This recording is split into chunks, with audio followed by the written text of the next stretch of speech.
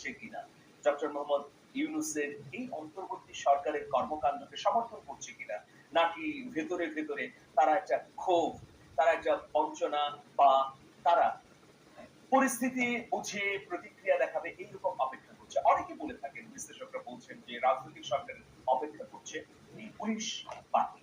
কিন্তু দুটি কারণে গত এক সপ্তাহ ধরে আইন শৃঙ্খলার অবস্থা খানিকটা উন্নতির দিকে যাচ্ছে বলে আমাদের কাছে মনে হচ্ছে। প্রথমত নাগরিক সমাজের অব্যাহত সমালোচনা এবং নিন্দা। আপনারা দেখবেন এই সময়ে আমি যদি বাংলাদেশের পরিস্থিতি বিবেচনা করি, এই রমজানের কথাই বলি, তাহলে কি দেখব? রমজানের সবচেয়ে গুরুত্বপূর্ণ বিষয় হচ্ছে দ্রব্যমূল্যের দাম ঠিক জায়গায় রাখা। আমরা বাজার ঘুরে একবার সবাই বলছি যে দ্রব্যমূল্য এবার সহনীয় পর্যায়ে আছে। যে লেবুর হালি ২০০ টাকা ৩০০ টাকায় বিক্রি হতো গত রমজানে, সেটা কিন্তু ৫০ থেকে ৬০ টাকায় পাওয়া যাচ্ছে। এভাবে প্রত্যেকটা সবজি এবং নিত্যপণ্যের দাম সহনীয় পর্যায়ে আছে। এটা অবশ্যই বড় সফলতা। দ্বিতীয় বিষয় হচ্ছে যে বিদ্যুৎ। রমজানের সময় আপনারা জানেন যে প্রায় দিনের অধিকাংশ সময়ই রোজাদাররা কর্মতৎপর থাকে। কর্মতৎপর কিভাবে?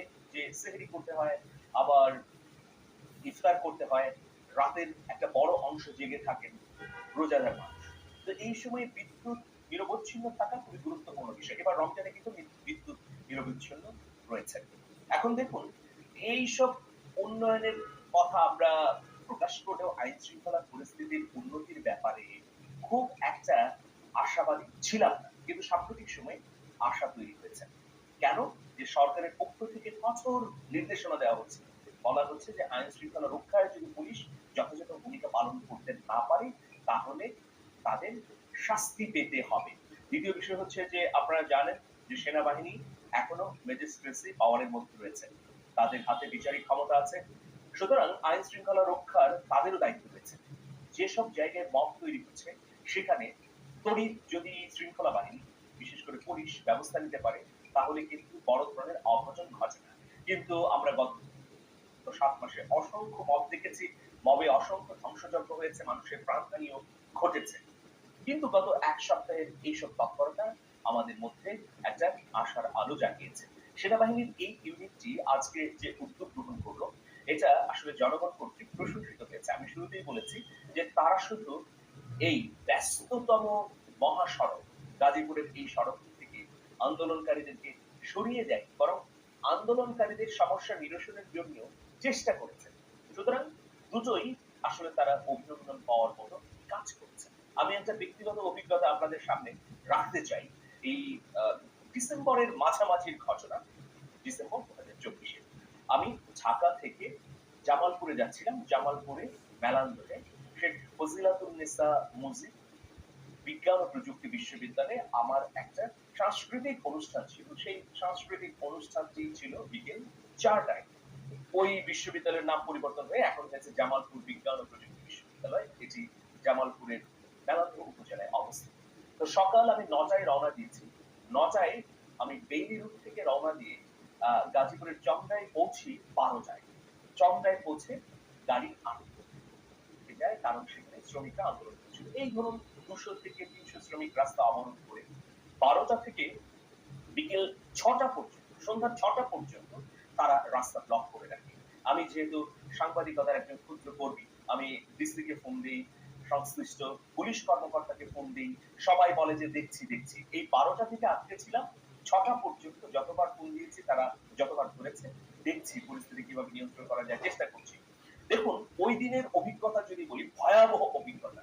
১২টা থেকে ৬টা পর্যন্ত হাজার হাজার বাস, ট্রাক, প্রাইভেট কার আটকে ছিল এই গুরুত্বপূর্ণ মহাসড়কের মধ্যে। কিন্তু আইন শৃঙ্খলা রক্ষাকারী বাহিনী কোনো সমাধান করতে পারেনি। সেই সময় আমি সাধারণ মানুষের কণ্ঠে এতটা ভয়াবহ ক্ষোভ দেখেছি যে তারা বলেছে যে ডক্টর মোহাম্মদ ইউনূসের সরকার কি করছে?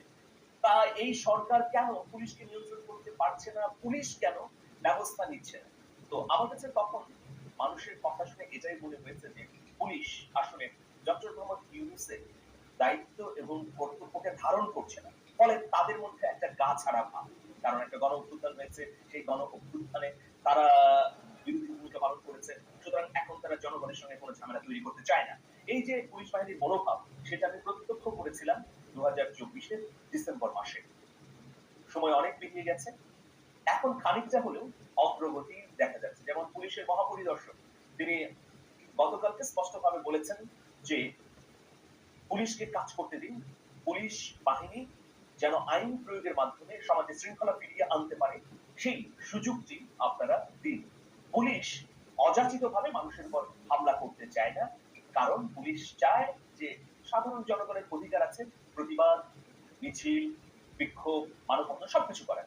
আজকের যে ঘটনা সেটা যদি আমি বলি যে আমি ব্যক্তিগতভাবে মনে করি প্রত্যেক মানুষের অধিকার আছে এই রাষ্ট্রের নাগরিক হিসেবে তার অধিকারের জন্য রাস্তায় দাঁড়ানো। কিন্তু আপনি একটা জনবিশৃঙ্খলা তৈরি করে রাস্তা বন্ধ করে দিয়ে মানুষের ভোগান্তি তৈরি করে ঘন্টার পর ঘন্টা গাড়ি আটকে দিয়ে এই নিজের গণতান্ত্রিক অধিকার বাস্তবায়ন করতে তো পারেন না।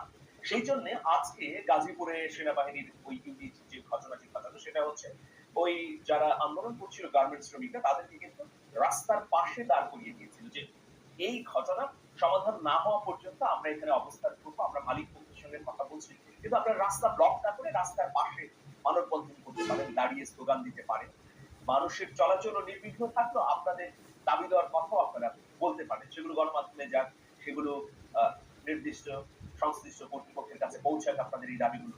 কিন্তু আপনি জনভোগান্তি তৈরি করে ঘন্টার পর ঘন্টা শ্রম ঘন্টা নষ্ট করে মানুষকে তার চলাচলে বিঘ্ন ঘটালে এটা তো হতে পারে না।